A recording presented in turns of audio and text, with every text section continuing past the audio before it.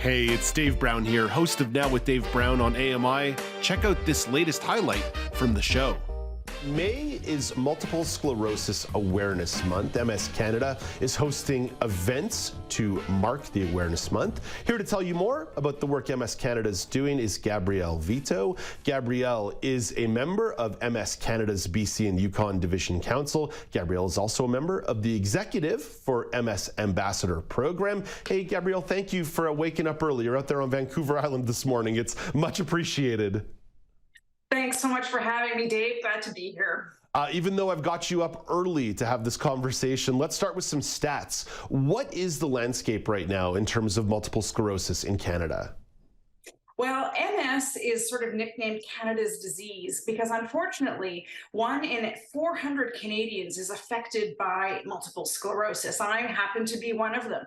There's more than 90,000 of us across the country, and every day 12 more Canadians are diagnosed with MS. It's the most common neurological disease of young adults in Canada. Diagnosis is usually between the ages of 20 to 40, so it really has an impact on people when you're making decisions about your career, your life, your partner, your children, what you're going to do.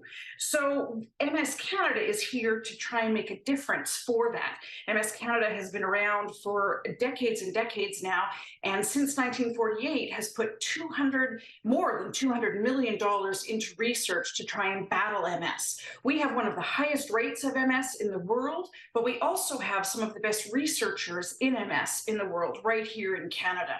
So it's very much a Canadian disease, and it's very much affecting the lives of people, thousands, tens of thousands of people across the country. And it doesn't just affect their lives, it affects their families' lives, their employers, their communities. Chronic illness doesn't just happen to the person, it happens to everyone around them.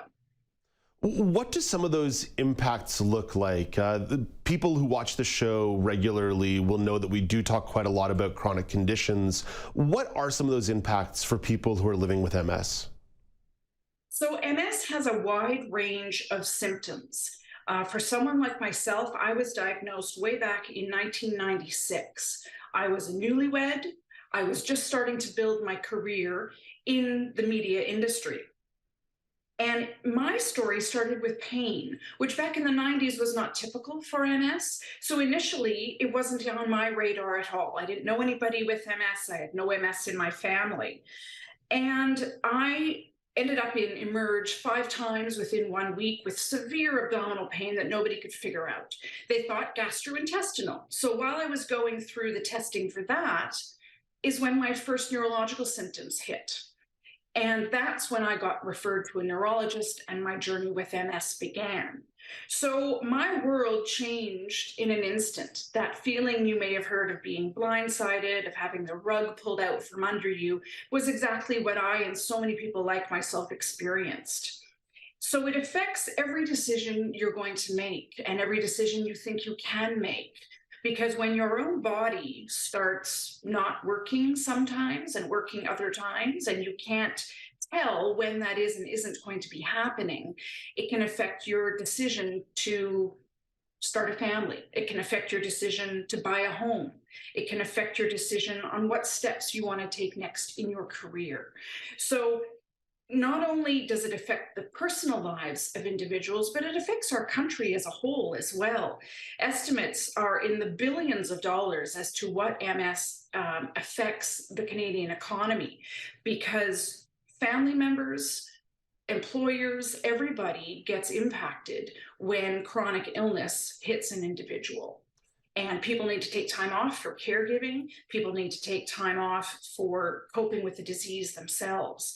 So the benefits are widespread, the impacts are widespread. And MS Canada is here to try and mitigate those impacts and help people with MS to navigate their MS journey more successfully. Yeah, I can imagine that comes with a lot of uncertainty. So even with any physical distress, there's also a huge mental distress that goes on with that as well. Gabrielle, I appreciate that context because I think a lot of people certainly know the name multiple sclerosis. They know the name MS, right? The acronym is very commonplace.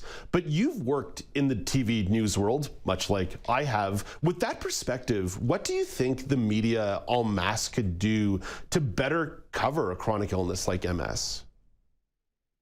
Well, it's a real challenge, isn't it? Because every media outlet and the companies that own them, you would hope they have a social responsibility to explore the stories of Canadians and explore the reality of Canadians. Because MS is so prevalent in this country, it affects, like I said, 1 in 400 people, but the estimates are that everybody knows of someone or someone with MS, up to 1 in 3 Canadians. So it's not an uncommon disease, and I think our challenge is to get those stories out there, to let the community know and let the media know that stories about people with MS are super valuable because they are stories about real Canadians and their families and their communities dealing with real issues. And that's very important to how all of us live. Mm.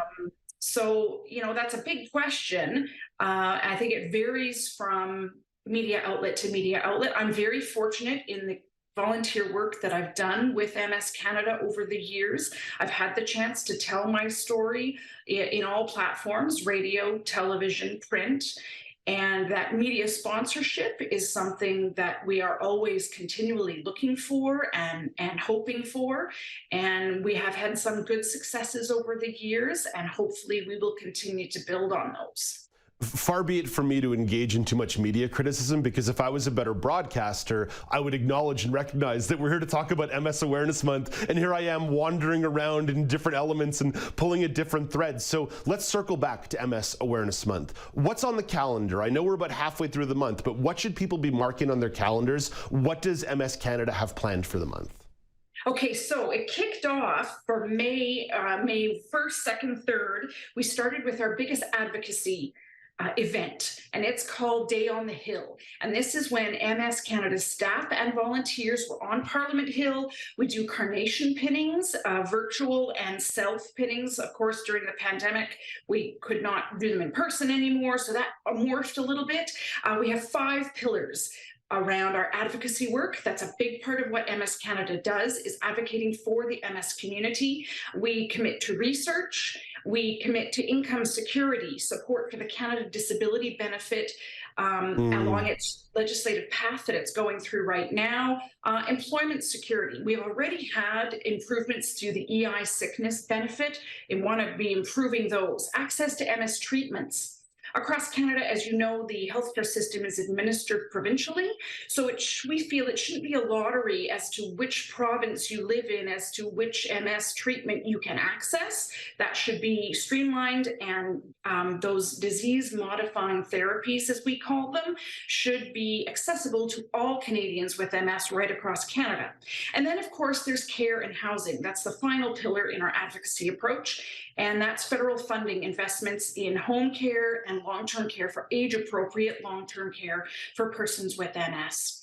So anytime anybody sees any Take Action for MS hashtags online, we would ask you to support our petitions and write to your MP, your MLA, to make sure that those advocacy efforts that MS Canada is doing stay top of mind for our politicians right across the country. Other events for MS, May as MS Awareness Month, include red light-ups. So coming up on the 30th, it's World MS Day, and right across the country, MS ambassadors are working on getting civic monuments lit up in red to celebrate World MS Day. The theme this year is connections, and so that'll be, it's always a really neat event to see things like the Broad Street Bridge in Vancouver and monuments all across the country lit up in red. And then, of course, one of our biggest events is happening in May. Coming up on Sunday, May 28th, is the MS Walk. And this will be happening live in person in 45 communities across the country. And there is still a virtual element available as well. You can walk virtually in your own community if you cannot get to or don't feel comfortable getting to an in-person walk across the country. This is a huge fundraising effort that the MS Canada does. And I personally have been involved with the walk since 1997. It's a great opportunity to connect the MS community, to really feel like you are making a difference, and to raise much, much needed funds for all the services and research that MS Canada supports. The other thing we're doing is getting cities across the country to declare May as MS Awareness Month. So proclamations have already been made in several cities, and more are coming as the month continues, and flags are getting raised. Outside city halls, you'll see MS Canada flags waving in the wind to bring attention to the fact that MS really is Canada's disease. Gabrielle, thank you for sharing all that information, for taking some time this morning, bright and early on the West Coast.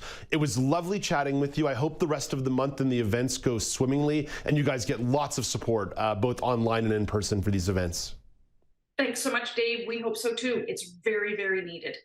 That's Gabrielle Veto, an ambassador with MS Canada. If you want to learn more about these events going on and more about the Awareness Month, visit AMI-télé. That's AMI-télé. Do you want to dive into more conversations like this? Watch Now with Dave Brown weekdays at 9 a.m. Eastern on AMI.TV or download the podcasts wherever you listen.